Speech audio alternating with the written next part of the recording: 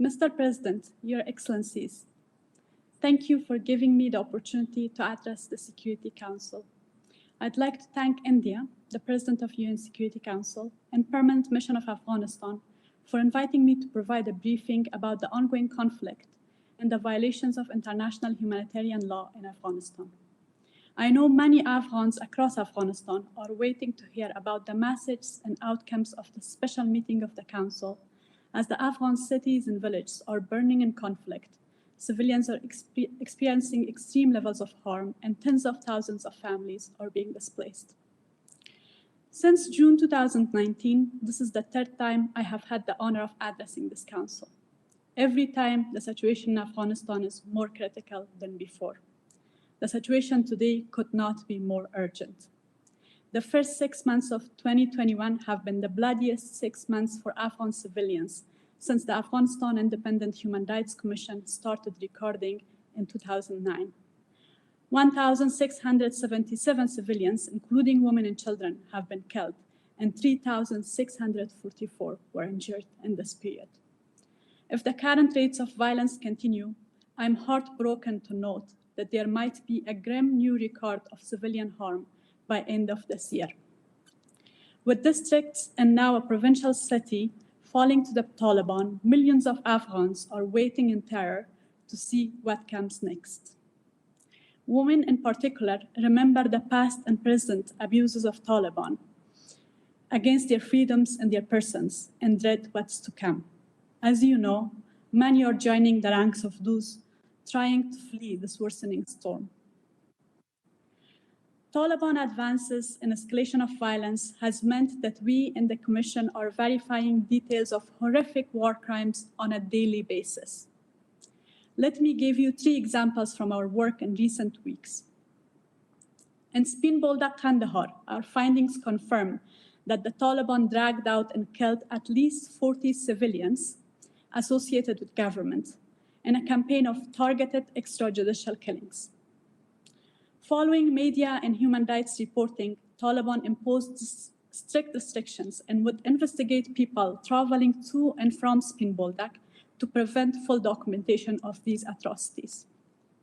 In Molistan, Ghazni province, we can confirm that at least 27 civilians have been murdered in targeted killings by Taliban.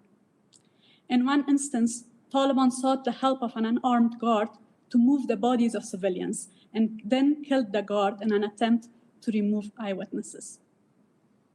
Meanwhile, in Helmand, as I speak to you now, residents of Lashkargah are stuck between Taliban attacks and government airstrikes, fearing for their lives every minute and deprived of access to their basic rights.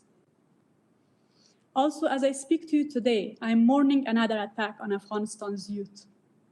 The Wakhan Nepal, a government official working on communications and a man known for his poetry, humor, and generosity, was shot in broad daylight in Kabul today. His terror sent a chilling reminder to all civilian government employees, as well as journalists and human rights defenders, about the frequency of targeted killings in the midst of the raging war. It's also a brutal reminder of Taliban's refusal to acknowledge government employees as civilians and continue to target and kill them in Kabul, Kandahar, Ghazni, and across Afghanistan.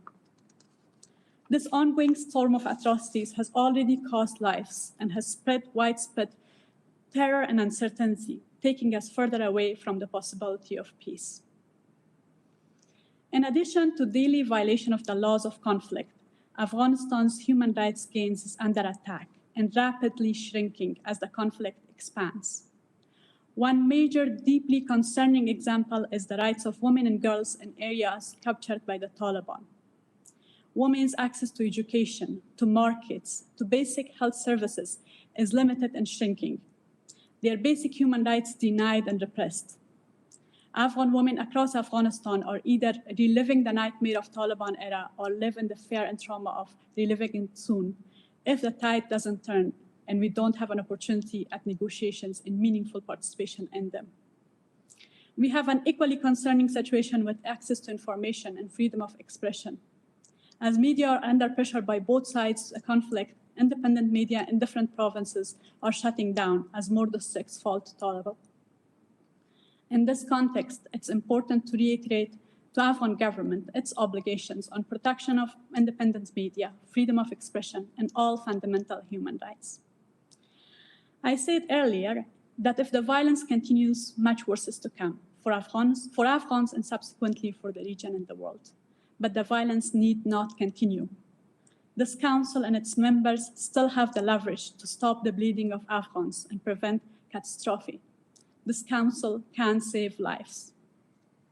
We will need the council to utilize the full range of political, diplomatic, human rights, and humanitarian tools and interventions to save lives and prevent further and more horrific atrocities.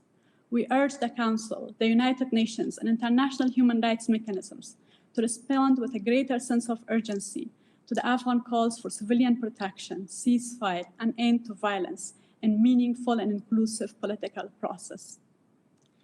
Following the horrific attack on a girls' school in Kabul on May 8th, the Commission called for a fact-finding mission to investigate the targeted killings on civilians in Afghanistan. In July, international and national human rights organizations urged the High Commissioner for Human Rights, Michelle Bachelet, to take action to support this call. In her public statement to the Council, the High Commissioner noted deterioration and called for a preventive mechanism. The European Parliament has expressed support. The Afghan government has now called for a special session of the Human Rights Council and a fact-finding mission. We support this request to recognize the urgency of the situation and to act now. These are some of the most important things a fact-finding mission would offer the Afghan people.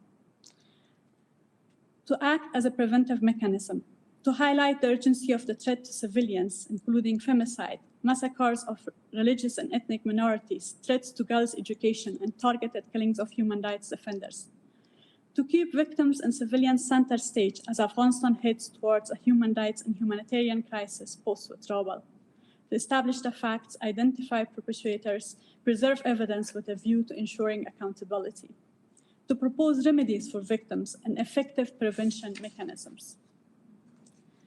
Mr. President, my family and I sought refuge in Pakistan when I was a child escaping conflict and Taliban's repressive regime.